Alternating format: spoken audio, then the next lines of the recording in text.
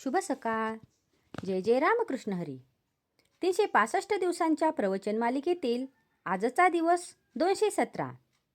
देहच मी हा भ्रम आहे.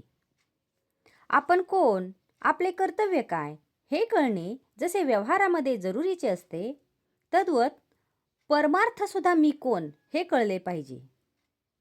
परमार्थात सुद्धा मी कोण हे कळले पाहिजे. ज्याला मी माझे म्हणतो तो मी नव्हेच खास. माझा देह म्हटल्यावर मी त्याहून निराळा नव्हे का? देहाला ताप आला तर मला ताप आला, देह वाळला तर मी वाळलो असे म्हणतो हीच चूक, हाच भ्रम.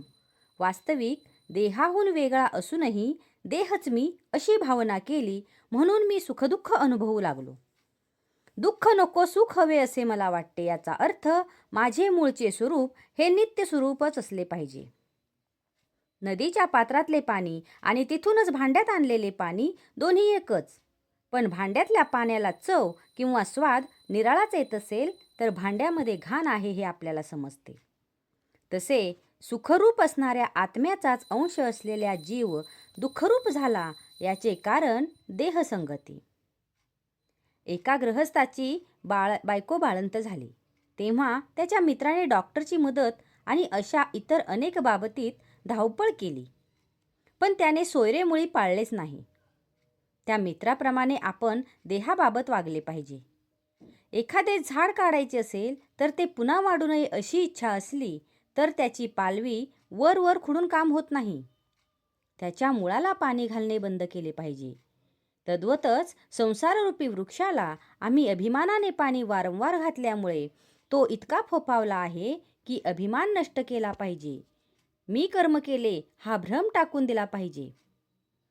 खरा करता ईश्वर असताना जीव विनाकारणच मी करता असे मानतो.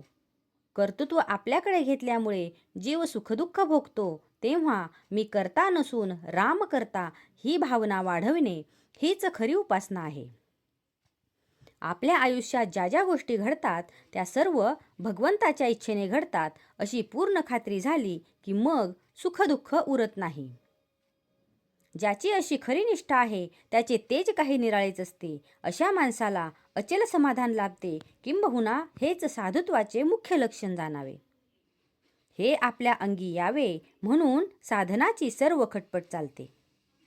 खरोखर तुम्हा सर्वांना आता पुन्हा एकच सांगतो की सदैव नामात राहण्याचा प्रयत्न करा आणि नीतीला धरून राहा. त्यानेच तुम्हाला भगवंत भेटेल. परमार्थामध्ये नीतीला, शुद्ध आचरणाला फार महत्त्व आहे. जो शुद्ध मनाने परमेश्वराचे चिंतन, नामस्मरण करतो त्याला सहाय्य करायला परमेश्वर सदैव तत्पर असतो. आपण त्या परमेश्वराला शरण जाऊन त्याच्या नामाचे प्रेम मागूया. दीनदयाळ भक्तवत्सल परमेश्वर कृपेचा वर्षाव करेल याची खात्री बाळगा. नामस्मरण समजून करावे. समजून म्हणजे राम करता या भावनेमध्ये राहून करावे. आजचा हा भाग तुम्हाला कसा वाटला हे कमेंट करून नक्की सांगा. कमेंटमध्ये लिहा जय जय रामकृष्ण हरी. आणि अशाच अधिक माहितीसाठी आजच ब्रह्मांड नायक चॅनलला सबस्क्राईब करा आणि जास्तीत जास्त लोकांपर्यंत ही माहिती पोहोचवा. जय जय रामकृष्ण हरी.